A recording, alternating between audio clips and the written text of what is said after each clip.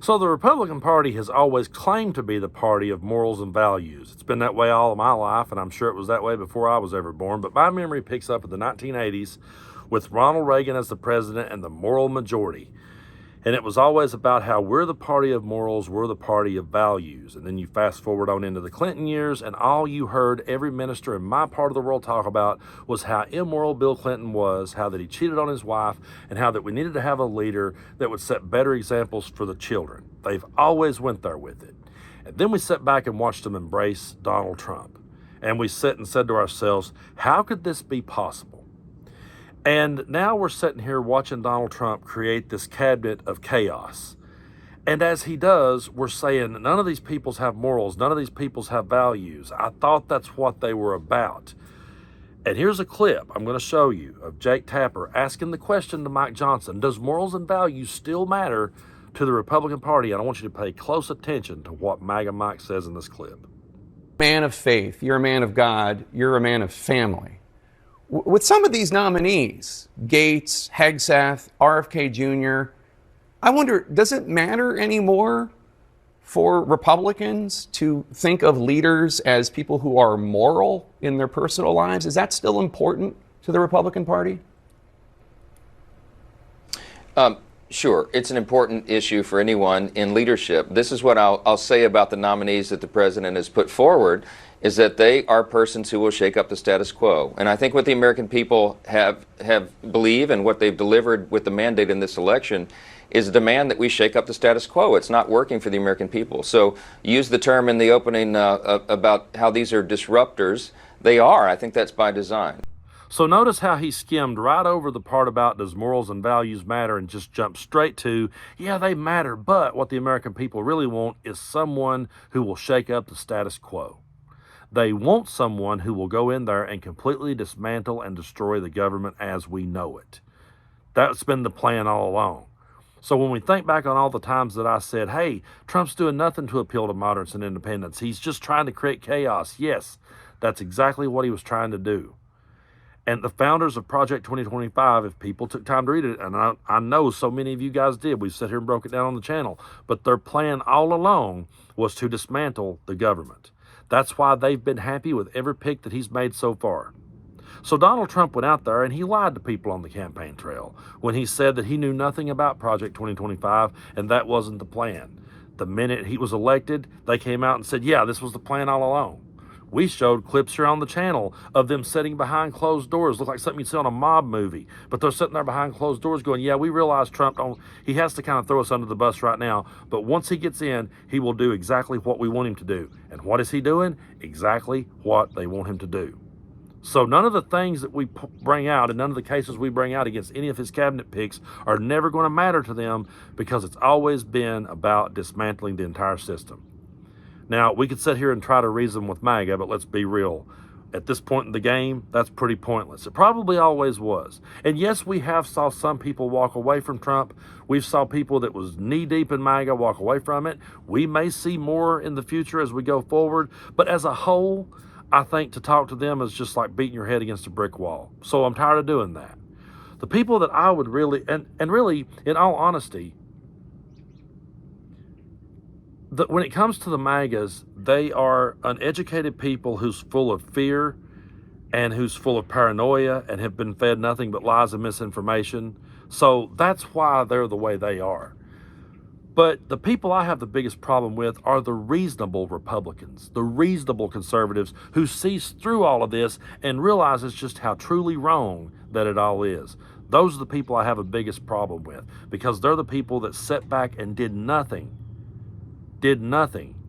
and just let this all play out and said, well, you know, I'm not going to leave my party because this has always been my party. No, this guy came in, hijacked your party, and if you ever were really about morals and you ever really were about values, you would have stood up and you would have said something and you would have condemned it. And maybe if you had of sooner, if you would have started condemning this from day one, instead of jumping on board with it once he got in power.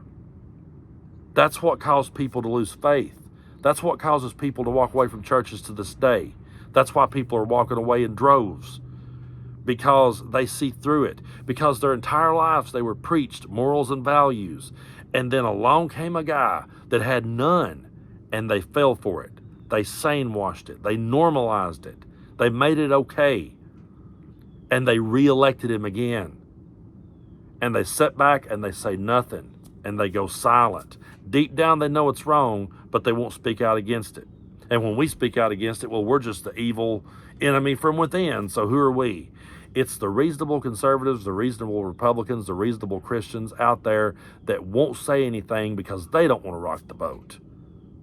That's the people that I have the biggest problem with, because they're the ones that could have condemned this from day one. They're the ones that could have said, no, this is what we stand for, but they didn't do it. They waited too late. Yes, some of them did come around. Some of them campaigned with us. Some of them stood up for democracy. Yeah, they did. But they didn't do it soon enough. And now they're just sitting back and letting this happen all over again. And we're seeing all this chaos created. And they'll sit back on the fence and they'll stay quiet because they don't want to rock that boat. And I think to that famous quote by Martin Luther King, when it's all said and done, we won't remember the words of the enemy, but the silence of friends. You know, I think about that line all the time, because the words of the ones that oppose us the most, they're loud, they're in our face, we see it, we know where it is. But the ones that sits back silent and doesn't say anything and just lets it become normalized and just tries to find a way to same wash it all, that silence that when they do that is deafening. So I will never believe any minister in my part of the world who says that they stand for morals and values until I hear them on their pulpit, on their altar, calling out Donald Trump. And I will never believe a Republican politician that says they're conservative and morals and values mean something to them until I hear them calling out Donald Trump. And I will never listen to corporate media tell me that they believe in morals or values or anything like that, or they believe in what this country is founded on, until they stop normalizing Donald Trump and this madness. I used to hold out for this little grain of hope. I said something years ago to a friend of mine, and I felt bad about it when I said it. I said it in the heat of the moment. We got into a pretty heated debate about politics. We got real heated. And this was before Trump ever came along. And in my heated moment, in my angry moment, I said, man, you would vote for Charles Manson if he put an R beside of his name. You'd vote for John Wayne Gacy if he put an R beside of his name. You ain't about morals and values. That shit don't mean nothing to you. And then I felt really bad for saying it. I think I even apologized for it. Like, sorry, man. Didn't mean to take it that far. Sat back and watched that guy vote for Trump twice, 3 times. And tell me that it ain't that big a deal. He don't really mean it. Well, I don't think you meant it when you said morals and values mattered. And I don't even think you mean it when you say you believe in God, to be honest. Because if you truly did, there's no way that in my mind you could believe in that and believe one day you're going to stand before this all-powerful supernatural being that's going to judge you for every idle thought you had, and you're going to stand there as a Trump supporter and you feel confident? No, I don't think you really believe that either. I think the atheists and agnostics believes in the teachings of Jesus more than those people do. That's where we've came. But every time he picks someone, we go, dang, that's a terrible idea. Exactly. Because that was their idea all along. And folks, I thank you guys so much for tuning in here every day on the channel. We've made it over 400,000 subscribers. We're on the road to 500,000. If you haven't already, be sure and hit that subscribe button. We're going to be in for a long and bumpy ride, but we're going to stand here on the side of truth, on the side of women's rights, and on the side of democracy for as long as we can. So thank you guys for coming along, and let's just keep putting in the work. But it's pretty depressing realizing that the people that you argued with all those years never meant a word of what they was saying, ain't it?